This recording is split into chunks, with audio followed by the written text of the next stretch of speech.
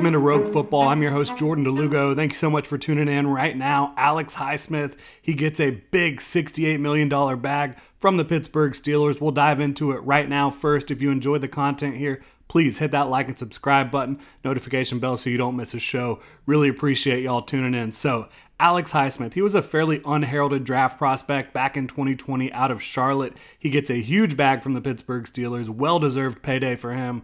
Loved his game coming out, even though he was from a smaller school.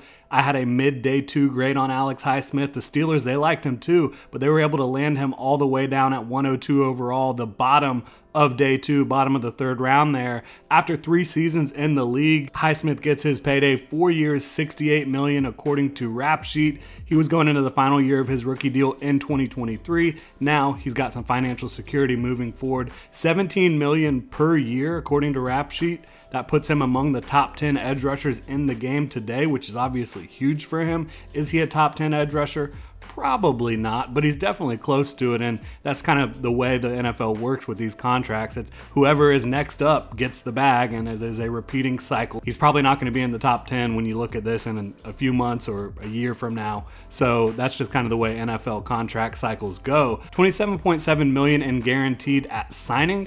$38 million guaranteed over the first 2 years, according to Jonathan Jones. The Steelers, they're calling it a 5-year deal, so that's something to keep an eye on the final numbers here. I guess there's some misinformation somewhere when you look at Rap Sheet saying it's a 4-year deal. The Steelers are calling it a 5-year deal. We'll see how that all plays out, but for Steelers fans that are worried about the money and the length of the deal, there is surely a team out in this contract after year 2 or year 3. That's kind of the way NFL teams usually write these contracts at this point. You've seen the Steelers do that. So I would not sweat the numbers overall, because I think you'll be able to move on at a fairly reasonable price at some point during the middle of this contract, if need be. And of course, you hope you don't need to, because Alex Highsmith, he is a very good player playing at a high level, has had quite the come up from a former late day 2 pick. Highsmith had a massive year of sack and fumble production in 2022, his 3rd year in the league. He wasn't as effective without TJ Watt on the field, but very good last year regardless of whether Watt was out there or not. A very good run defender at the position, so you're not just getting a designated pass rusher type.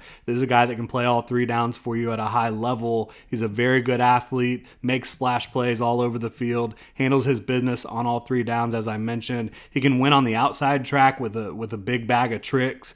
He can knife inside. He's a good looper as well. I love his game. He has an inside spin that can be lethal. He's very good in space overall, in coverage and in pursuit, which is something, again, that can really lend himself to being a 3-down player for the Pittsburgh Steelers, a guy that can do everything that they ask their edge players to do, which, again, is play the run, get after the quarterback, and drop in coverage and in space at times. So he can do all that at a fairly high level for the Steelers, and I think that's part of the reason you're seeing him get rewarded here going into the final year of his rookie deal. A guy who showed progress in each season of his career, 14.5 sacks, 5 forced fumbles in 2022, obviously a huge impact. Not the most consistent pass rusher down to down, but he makes his wins count. When he is able to defeat his opponent at the line of scrimmage, he's usually able to get a hit on the quarterback, get a sack, maybe even get a forced fumble. He showed that in a big way in 2022. Playing with Cam Hayward certainly helps, and obviously TJ Watt across from you.